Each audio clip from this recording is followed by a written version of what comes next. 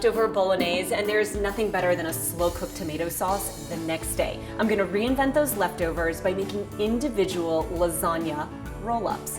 I've got some ricotta. I'm gonna do about half of this, about 16 ounces. I'm gonna be very generous with my Parmesan cheese. Some shredded mozzarella. That looks awesome. I'm gonna add some frozen chopped spinach, some chopped parsley, some pepper. And I am not messing with chopping garlic for this because I need this done in a hurry. So I'm just gonna use garlic salt. It's a great substitute. Give it a mix, that's it. So I'm gonna scoop a little bit of my bolognese down in the bottom of the pan.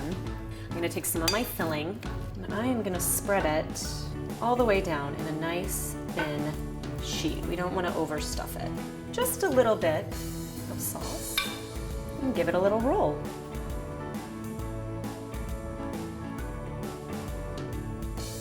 And now we just have to do the rest of them. I'm gonna put the rest of the sauce on top. Last little bit of mozzarella and Parmesan. All right, let's put it into the oven. It's gonna be awesome. You wanna see a thing of beauty? Check it out.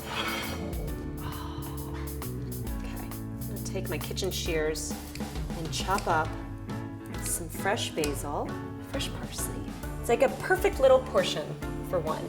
It's like your mom's best lasagna, but in a little roll-up.